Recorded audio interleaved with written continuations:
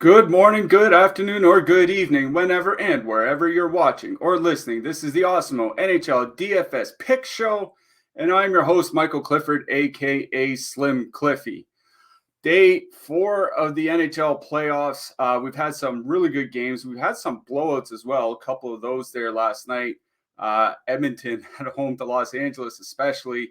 Let's hope for some closer games tonight because close playoff games are what hockey fans live for, if not necessarily the fans of those specific teams. Got a shout out. Asobi shared a screenshot with us in chat today, took down one of the Daily Dollar showdowns last night. So congrats to him. We are brought to you by Prize Picks. Prize Picks is a website where you do daily prop-based contests. And if you want to join Prize Picks and get a bit of free money out of it, use the promo code Awesemo, AWESEMO, for a $100 first match bonus. The nice thing about Prize Picks is there are no sharks, there are no optimizers, and there are no mass entries, so you don't have to worry about 20 or 150 entries or anything like that. You use 5-player lineups, and they can net up to 10 times your entry fee, and you can use your knowledge across multiple sports to create entries across multiple sports. If you want to get onto Prize Picks, download the app in the App Store or on Google Play, or just head right on over to prizepicks.com. Use our free player props tool to help you out. And if you want to use that, just head on over to oddsshopper.com. It is a free tool offered by Awesemo that gives NHL, MLB, NBA player props and betting lines. Typically, it's for shopping for the best line across various legal entities, legal online casinos, and so forth. But you can also use it to kind of double check your picks to see what our projections are and how they match up to what Prize Picks is offering. Get 1 month of Awesemo Plus Platinum for free when you sign up using the link in the description of this video.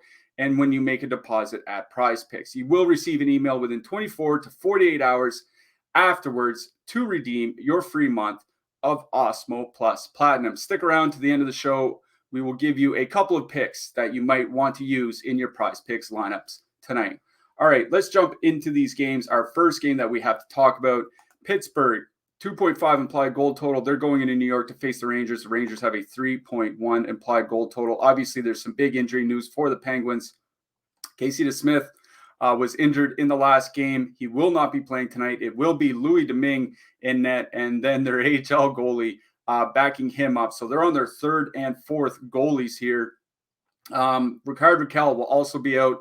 I don't want to speculate, but it kind of looks like he got a concussion in that last game, and a concussion means you're not coming back in 2 or 3 days' time. Maybe he'll be back in a week or so if they're lucky. But we should also note, they said Jason Zucker could be a possibility for tonight. He has been injured a lot this year, frankly, but he has played well when he's been there.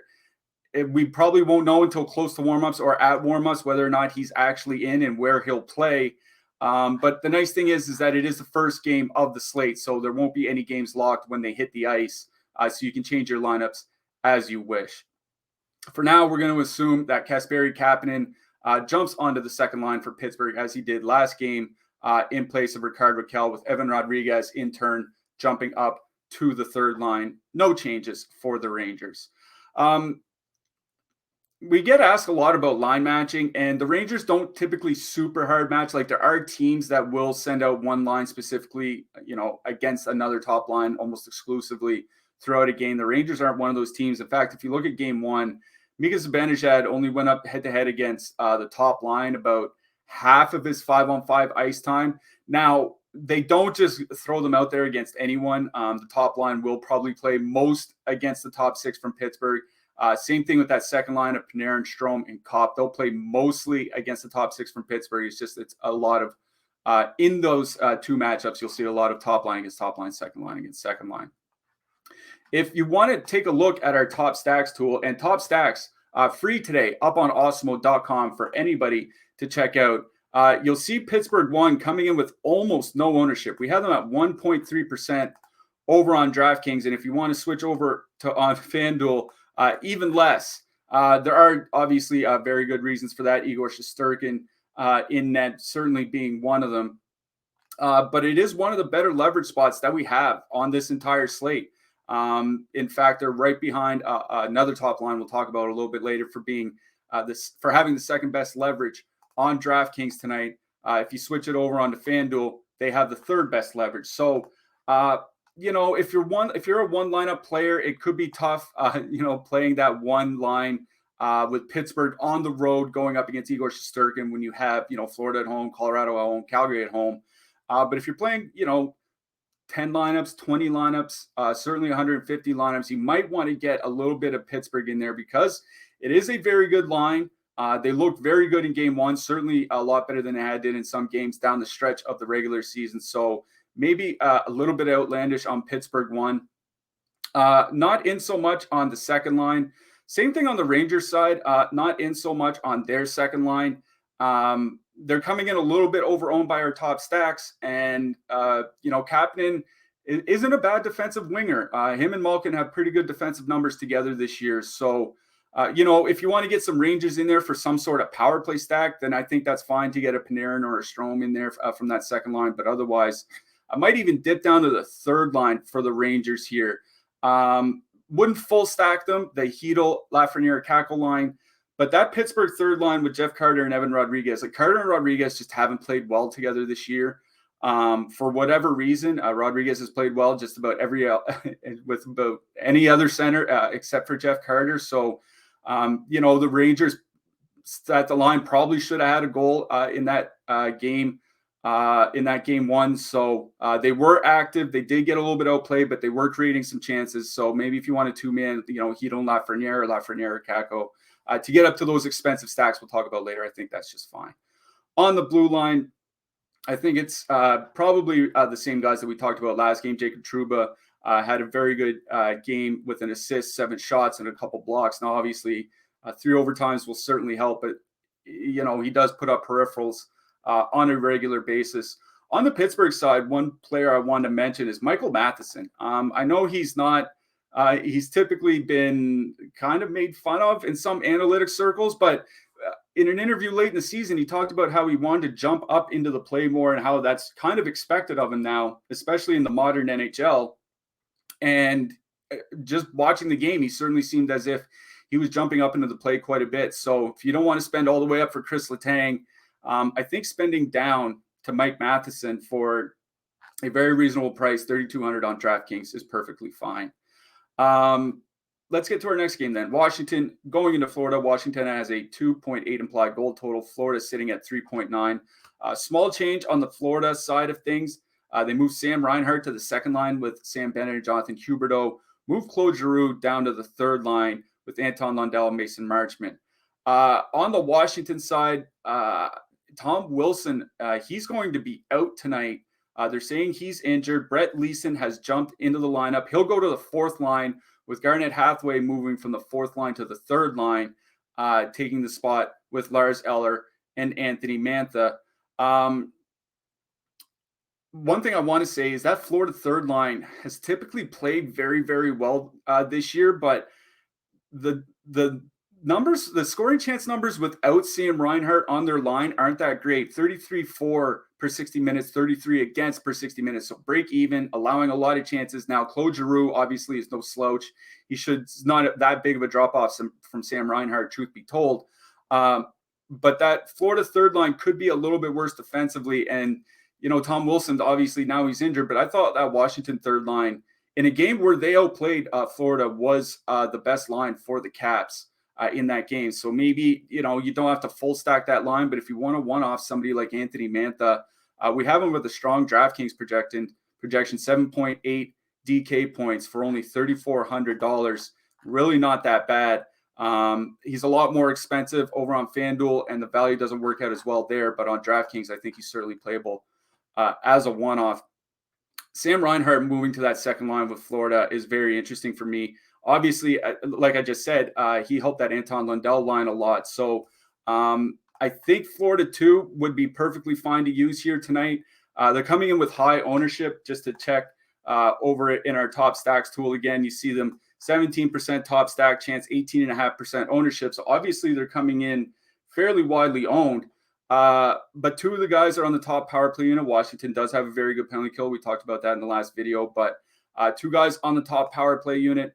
Reinhart and Huberdeau have played well together in a limited sample here this season.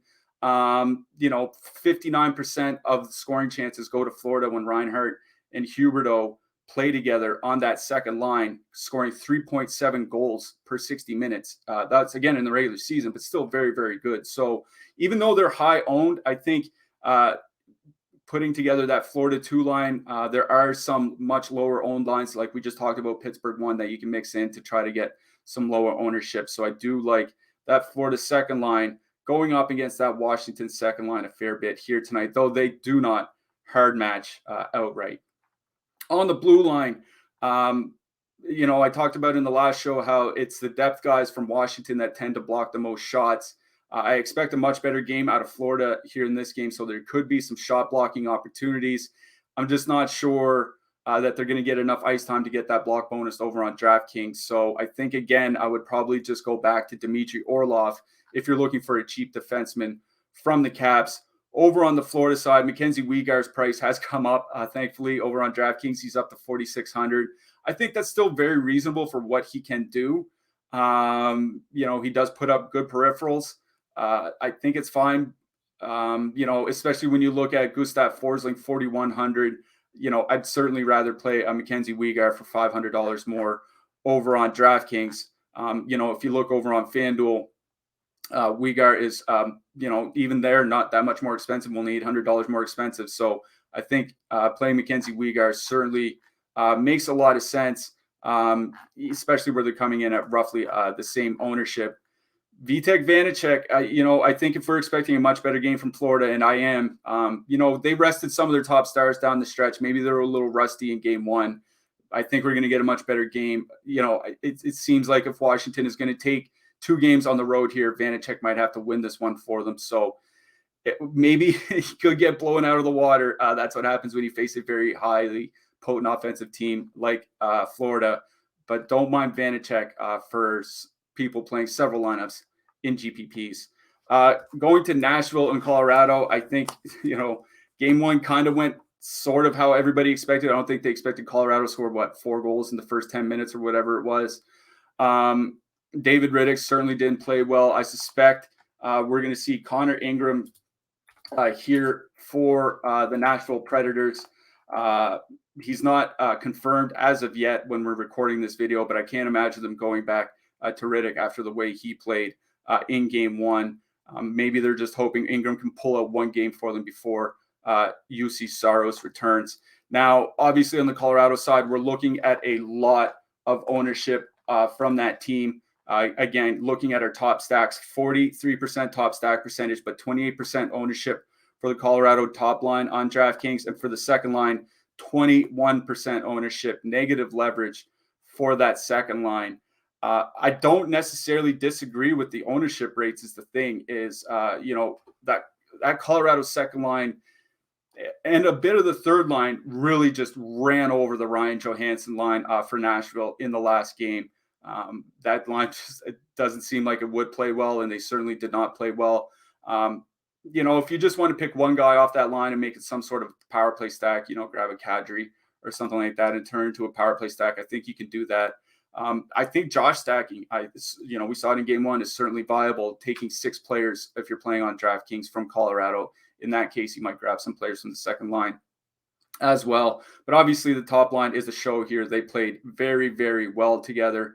They, pretty much ran over anybody they were sent out against. Hopefully they can do that again here tonight. Really do like the Colorado top line or Colorado power play stack again.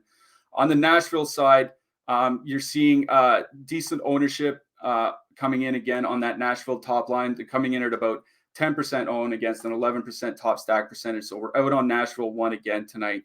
But that Jeannot Sissons training line actually had a decent game for them, despite them being completely blown out of the water.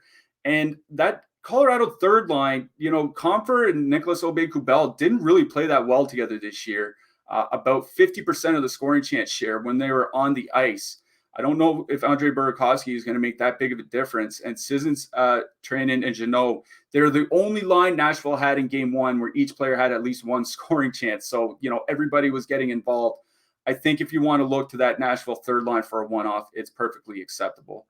On the blue line, again, for Colorado, it's the big guys, Makar and Taves, sorry.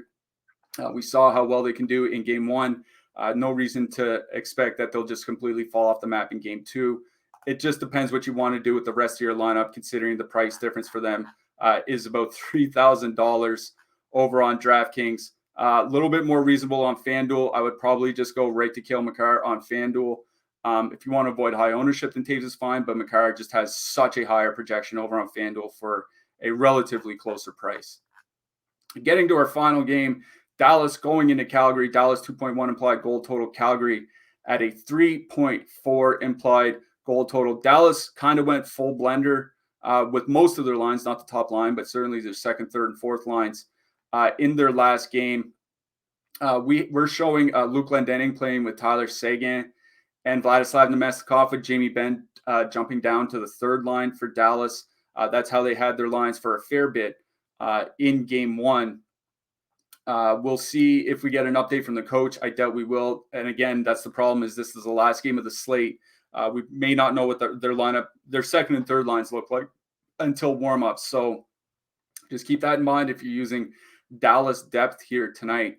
Oddly enough, like Dallas played them pretty well in game one. Calgary, didn't really do a whole lot with their power play opportunities. The top line didn't play that well, honestly. It was their second and third lines, I thought, played much better. I think maybe some credit goes to the Dallas top line.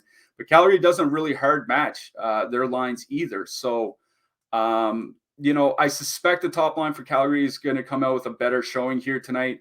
And also we had that Klingberg and Rasmus Anderson dust up in the last game that led to, those guys getting kicked out. Michael Raffle got in a fight with Matthew Tkachuk. There are a lot of penalties. If Dallas gives Calgary 4 or 5 power plays again here tonight, the Flames power play has shown itself to be way too good this season to really to be completely left off the scoreboard again. I know Elias Lindholm scored that power play goal, but the power play really didn't look that great. If you look at our top stacks tool, they're coming in with positive leverage on DraftKings. They're coming in with positive leverage on FanDuel. On FanDuel, they're very expensive. They're not that much cheaper than they're just a bit cheaper than Colorado and Pittsburgh top lines, I must say. So, very good leverage, but tough to fit the whole line in unless you're one-offing a bunch of players elsewhere. So maybe they make a little bit more sense to full stack on DraftKings. Maybe over on FanDuel, you just grab a couple of the guys.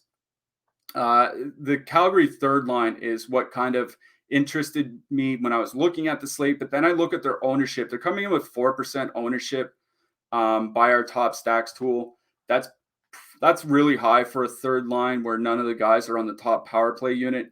And to be frank, Jamie Benn, Denis Gurianov, and Michael Raffle actually played well together this year. I'm not expecting them to, completely run over Calgary, but Raffle's a better player than I think people give him credit for. Jamie Benn isn't really a bad center. He's a better center than a winger at this point of his career, and Denis Gurianov certainly can score at any given moment. So I think it's another one of those, if you want to grab 2 out of the 3 for a 2-man stack or something like that, I think that Benn, Gurianov, Raffle line would be something to look at. But again, we don't know if exactly that's going to be the lineup. So just something to keep in mind when you're making your lineups for tonight's DFS slate. I will say I really do like the Calgary top line again here tonight. I think I would prefer to play them over some of the higher owned lines like Colorado 1 or even Florida 2. Honestly, at this point, I think Calgary's top line has shown itself just to be too good, too consistently to keep having bad 5-on-5 games like they did in game one.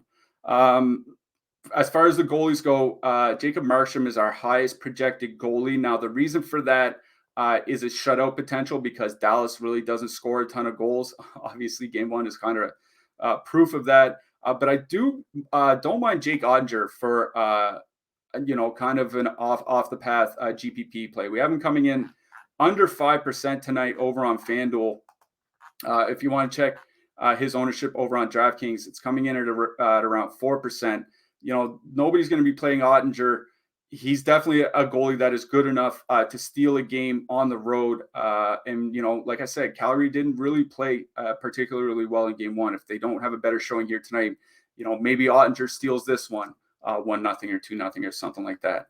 On the blue line, there's just not a lot that I really enjoy in this game. Miro Heiskanen probably will get a ton of ice time as he typically does in the playoffs. So him coming in with low ownership, I don't really mind using him.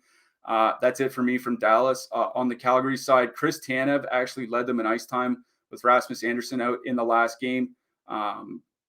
He probably won't lead them in ice time again, but I mentioned in the last show, he's a guy that does like to block shots. So if you're playing on DraftKings, don't mind Chris Tanev as a cheap defenseman here tonight. All right, that'll do it for us. As I mentioned earlier, we do have some prize picks for everybody here tonight.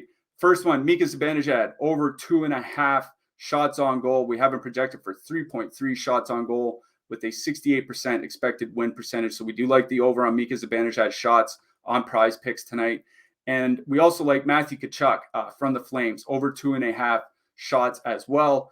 We have him projected for 3.1 with a 63% expected win percentage. So we like Mika Zibanejad and Matthew Tkachuk over on prizepicks.com tonight. That'll do it for us here today. Josh will be back with you guys tomorrow. I will be back with you guys on Saturday. Enjoy the playoffs, everybody, and good luck tonight.